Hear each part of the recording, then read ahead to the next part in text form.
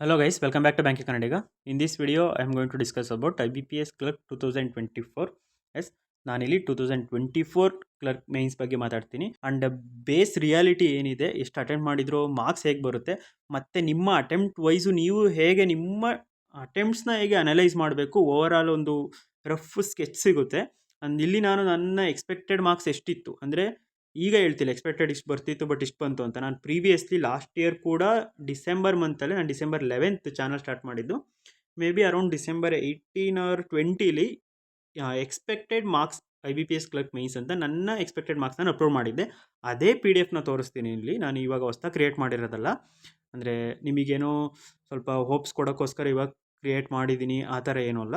ಮೊದಲೇ ಇದೆ ಅದು ವೀಡಿಯೋ, ನೀವು ಬೇಕಿದ್ರೆ ಆ ವೀಡಿಯೋನೇ ನೋಡಿ. ಎಕ್ಸ್ಪೆಕ್ಟೆಡ್ ಮಾರ್ಕ್ಸ್ ಎಷ್ಟು ಅಂದ್ಕೊಂಡಿದ್ದೆ ಮತ್ತು ನನಗೆ ಎಷ್ಟು ಬಂತು, ಏನಕ್ಕೆ ಎಕ್ಸ್ಪೆಕ್ಟೆಡ್ ಮಾರ್ಕ್ಸ್ ನಾನು ಅಷ್ಟು ಅಂದ್ಕೊಂಡಿದ್ದೆ, ಆ್ಯಂಡ್ ಎಕ್ಸಾಮ್ ದಿನ ಹೇಗೆ ಫೀಲ್ ಆಯಿತು ಅಂತ ಅವಾಗಲೂ ಹೇಳಿದ್ದೆ, ಇವಾಗಲೂ ಅದೇ ಹೇಳ್ತೀನಿ. ಆ್ಯಂಡ್ ಯಾರು ಎಕ್ಸ್ಪೆಕ್ಟೆಡ್ ಕಟ್ ಆಫ್ ಕೇಳ್ತೀರಾ, ಈ ವಿಡಿಯೋದಲ್ಲಿ ನಾನು ಎಕ್ಸ್ಪೆಕ್ಟೆಡ್ ಕಟ್ ಆಫ್ ಬಗ್ಗೆ ಏನೂ ಡಿಸ್ಕಷನ್ ಮಾಡಲ್ಲ.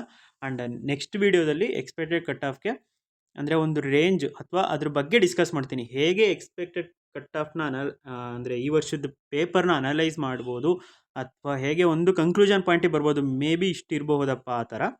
ಅದ್ರದ್ದು ನಾನು ನೆಕ್ಸ್ಟ್ ಮಾಡ್ತೀನಿ. ನನಗೆ ಡಿಸೆಂಬರ್ 2 ಇವತ್ತಿಂದು ಸ್ವಲ್ಪ ಡಾಟಾ ಸಿಕ್ಕಿಲ್ಲ, ಹೇಗಾಯಿತು ಎಕ್ಸಾಮು ಅಂತ. ಯಾರೂ ಅಷ್ಟು ಜನ ಬರ್ದಿಲ್ಲ ಅನಿಸುತ್ತೆ ಈ ವರ್ಷ. ಅಂದರೆ ಈ ವರ್ಷ ಅಂತೀನಿ, ಈ ಶಿಫ್ಟಲ್ಲಿ ಅಷ್ಟು ಜನ ಇರಲಿಲ್ಲ ಅನಿಸುತ್ತೆ ಆಸ್ಪಿರೆಂಟ್ಸು. ಅದಕ್ಕೆ ನನಗೆ ಅದು ಡಾಟಾ ಸಿಕ್ಕಿಲ್ಲ. ಫಸ್ಟ್ ಶಿಫ್ಟ್ದು ಆಲ್ಮೋಸ್ಟ್ ಅಂದರೆ 29th ಆಲ್ಮೋಸ್ಟ್ ಹೇಗೆ ಇತ್ತು ಪೇಪರ್ ಅಂತ ಒಂದು ಐಡಿಯಾ ಸಿಕ್ಕಿದೆ. ಇವತ್ತಿಂದು ಸ್ವಲ್ಪ ಡಾಟಾ ಕಲೆಕ್ಟ್ ಮಾಡಿಬಿಟ್ಟು ನಾನು ನಾಳೆ ಅಪ್ಲೋಡ್ ಮಾಡ್ತೀನಿ, ಅದ್ರ ಬಗ್ಗೆ ಕಟ್ ಆಫ್ ಬಗ್ಗೆ ಅಪ್ಲೋಡ್ ಮಾಡ್ತೀನಿ. ಸೊ ಈಗ ಈ ವಿಡಿಯೋದು ಡಿಸ್ಕಸ್ ಮಾಡೋಣ. ಸೊ ಇದು ನಾನು ಲಾಸ್ಟ್ ಇಯರ್ ಅಪ್ಲೋಡ್ ಮಾಡಿದಂಥ PDF. ಇಲ್ಲಿ ನನ್ನ ಒರಿಜಿನಲ್ ಸ್ಕೋರ್ ಕಾರ್ಡ್ ಕೂಡ ತೋರಿಸ್ತೀನಿ ನಾನಿಲ್ಲಿ. ಲಾಸ್ಟ್ ಇಯರು ನಂದು ರೀಸನಿಂಗಲ್ಲಿ 17 1 ಮಾರ್ಕ್ಸು, 2 ಮಾರ್ಕ್ಸ್ದು 5. ಸೊ ಟೋಟಲ್ ನಾನು 27 ಮಾರ್ಕ್ಸಿಗೆ ಅಟೆಂಡ್ ಮಾಡಿದ್ದೆ. ಸ್ಟಿಲ್ ನಾನು ಎಕ್ಸ್ಪೆಕ್ಟ್ ಮಾಡ್ತಿದ್ದೆ ಜಸ್ಟ್ 19. ಏನಕ್ಕೆ ಅಂತಂದರೆ ಪಝಲ್ ಮೇಲೆ ಡೌಟ್ ಇತ್ತು. ಯಾವುದು ಇದು ಬ್ಲಡ್ ರಿಲೇಷನ್ ಪಝಲ್. ನಂದು ಎಲ್ಲ ಮೈನ್ಸಲ್ಲೂ ಹೊಡ್ತಾ ತಿಂದಿರೋದು ಅದೇ ಪಝಲ್ಲು. ಆ ಪಝಲ್ ಇವಾಗ ನಾನು ಹೇಳ್ತಿದ್ದೀನಿ ಮಾಡಬೇಡಿ ಅಂತ. ನಾನು ಲಾಸ್ಟ್ ಇಯರ್ ಆಸ್ಪಿರೆಂಟ್ ಆಗಿದ್ದಾಗ ಯೂಟ್ಯೂಬ್ ಸ್ಟಾರ್ಟ್ ಮಾಡೋಕ್ಕಿಂತ ಮುಂಚೆ ತುಂಬ ವೀಡಿಯೋಗಳು ನೋಡ್ತಿದ್ದೆ ಈ ಥರದ್ದು. ಟೈಮ್ ಎಷ್ಟು ಅಂತ ಗೊತ್ತಿದ್ರೂ ನೋಡ್ತಿದ್ದೆ.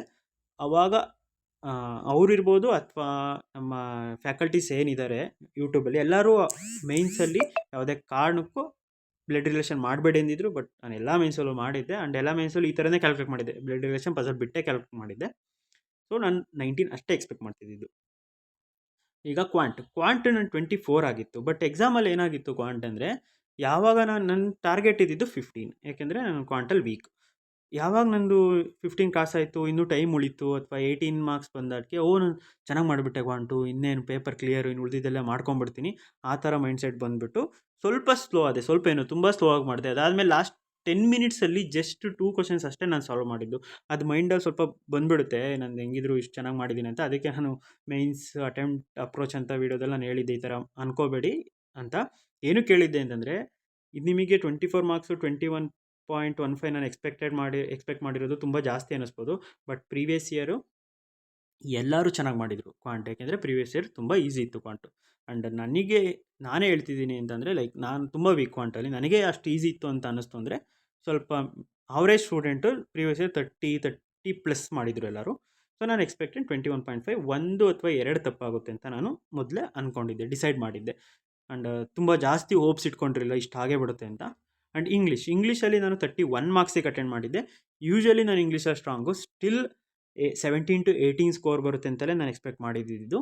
ಆ್ಯಂಡ್ ನಿಮಗೂ ಇದೇ ಸಜೆಷನ್ನು, ಯಾರು ನಿಮಗೂ ಅಂದರೆ ಫುಲ್ ನನಗೆ ಪಕ್ಕ ನಂದು 2 ತಪ್ಪಾಗೋದು 3 ತಪ್ಪಾಗೋದು ಅನ್ಕೊಂಡಿದ್ದೀರ, ಅವರು 30 ಅಟೆಂಡ್ ಮಾಡಿದರೆ 30 25 ಕೌಂಟ್ ಮಾಡ್ಕೊಳ್ಳಿ. ಇಲ್ಲಾಂದರೆ ಟ್ರೈ ಟು ಮಿನಿಮೈಸ್. ಆವಾಗ ನಿಮಗೆ ಅಷ್ಟು ರಿಸಲ್ಟ್ ಬಂದಿದ್ದಿನ ಅಷ್ಟು ಅಡ್ವರ್ಸಾಗಿ ಎಫೆಕ್ಟ್ ಆಗಲ್ಲ. ಆ್ಯಂಡ್ ಇವಾಗ ಜನರಲ್ ಅವೇರ್ನೆಸ್ 25, ಬಟ್ ಇದರಲ್ಲಿ ನನಗೆ ಗೊತ್ತಿದ್ದು 8 ಅನಿಸುತ್ತೆ. May be 8, around 8. ನಾನು ಈ ವರ್ಷವೂ ಹೇಳಿದ್ದೆ ಆಸ್ಪರೆಂಟ್ಸ್ಗೆ ಲಾಸ್ಟು ಹೇಗೆ ಅಟೆಂಡ್ ಮಾಡಬೇಕು ಅಂತ. ಯಾರಿಗೆ 8 ಅಥವಾ 10 ಗೊತ್ತಿರುತ್ತೆ, ನೀವು 6 ಅಥವಾ 5ನ ಬೇಸ್ ಆಗಿಟ್ಕೊಳ್ಳಿ. ಲೈಕ್ 5 ಮಾರ್ಕ್ಸ್ ಬರಲೇಬೇಕು ಅಂತ. ಅಂದರೆ ಸೆಕ್ಷನಲ್ ಕಟ್ ಆಫ್ ಸೇಫೆಸ್ಟು 5 ಮಾರ್ಕ್ಸ್. ಇನ್ನು ಉಳಿದಿದ್ದು 8 ಜಾಸ್ತಿ ಅಟೆಂಡ್ ಮಾಡಿದ್ದೆ. ಸೊ 8 ಅಂದರೆ 8 ಇನ್ನು 3 ಅಟೆಂಪ್ಟ್ ಕನ್ಫರ್ಮಾಗಿ ನಂದು 3 ಕರೆಕ್ಟ್ ಆಗುತ್ತೆ ಅಂತಿದ್ರೆ, ಆ 3 ಮಾರ್ಕ್ಸಿಗೆ ರಿಸ್ಕ್ ತೊಗೋಬೋದು. 3 ಅಂದರೆ 4, 12ನ ರಿಸ್ಕ್ ತೊಗೋಬೋದು. ಸೊ ನಾನು ಈ ಥರ ಕ್ಯಾಲ್ಕುಲೇಟ್ ಮಾಡಿಬಿಟ್ಟು ಎಕ್ಸಾಮಲ್ಲಿ ತುಂಬ ಟೈಮ್ ಉಳಿದಿತ್ತು ಅಂತ ಎಕ್ಸ್ಟ್ರಾ ಅಟೆಂಡ್ ಮಾಡಿದ್ದೆ. 25ಕ್ಕೆ 25 ಗೊತ್ತಿತ್ತು ಅಂತ ಅಟೆಂಡ್ ಮಾಡಿರಲಿಲ್ಲ. 50-50 ಚಾನ್ಸ್ ಇರೋದೆಲ್ಲ ಹಾಕ್ಬಿಟ್ಟಿದ್ದೆ. ನನಗೆ ಗೊತ್ತಿದ್ದೆ 8 ಅಷ್ಟೇ. ಸ್ಟಿಲ್ 10 ಮಾರ್ಕ್ಸ್ ಬಂತು. 10 ಮಾರ್ಕ್ಸ್ ಬರುತ್ತೆ ಅಂತ ಎಕ್ಸ್ಪೆಕ್ಟ್ ಮಾಡಿದೆ. ಏನಕ್ಕೆಂದರೆ ನಂಗೆ ಗೊತ್ತಿತ್ತು 2 ಅಂದರೆ 2 ಮಾರ್ಕ್ಸ್ ಎಕ್ಸ್ಟ್ರಾ ಬರುವಂತಂತೂ ಕರೆಕ್ಟ್ ಆಗಿರುತ್ತೆ ಅಂತ. ಸೊ ನಾನು 10 ಎಕ್ಸ್ಪೆಕ್ಟ್ ಮಾಡಿದ್ದೆ. ಇದು ನಾನು ಹೇಗೆ ಕ್ಯಾಲ್ಕುಲೇಟ್ ಮಾಡಿದೆ ಅಂತ. ಆ್ಯಂಡ್ ಇಲ್ಲಿ ನೋಡಿ ಅಟೆಂಪ್ಟ್ಸ್ 107 ಅಟೆಂಪ್ಟ್ಸ್ 107 ಮಾರ್ಕ್ಸಿಗೆ ಅಟೆಂಡ್ ಮಾಡಿದ್ದು. ಬಟ್ ಸ್ಕೋರ್ ಎಕ್ಸ್ಪೆಕ್ಟೆಡ್ ಎಷ್ಟು ನಾನು ಮಾಡಿದ್ದು 67 to 68. ಆ್ಯಂಡ್ ಇವಾಗ ಆಕ್ಚುಯಲ್ ಸ್ಕೋರ್ ಎಷ್ಟು ಬಂದು ಅಂತ ತೋರಿಸ್ತೀನಿ. ಸೊ ನೀವು ಇಲ್ಲಿ ನೋಡ್ಬೋದು 35.88 ಸ್ಕೋರ್ ಇದೆ. ಇದು 2024. 23 ಕಟ್ ಆಫ್ ಎಷ್ಟಿತ್ತು ಅಂದರೆ ಒ ಬಿ ಸಿಗೆ. ಇದು ನಾನು ಒ B C, so O B C ಬಗ್ಗೆ ಮಾತಾಡ್ತೀನಿ. 32.8 ಸಮಥಿಂಗ್ ಇತ್ತು ಕಟ್ ಆಫ್. ಸೊ 100ಗೆ 200ಗೆ 65 to 66 ಇತ್ತು 2023. ಓಕೆನಾ. ಮೇನ್ಸ್ ಕಟ್ ಆಫು ಅಂದರೆ ಪ್ರಿಲಿಮ್ಸ್ ಕಟ್ ಆಫು 74 ಇತ್ತು 2023. ಬಟ್ 2024 ಪ್ರಿಲಿಮ್ಸ್ ಕಟ್ ಆಫ್ 64 ಆಯಿತು. ಸೊ ಇಲ್ಲಿ 10 ಕಮ್ಮಿ ಆಗಿತ್ತು.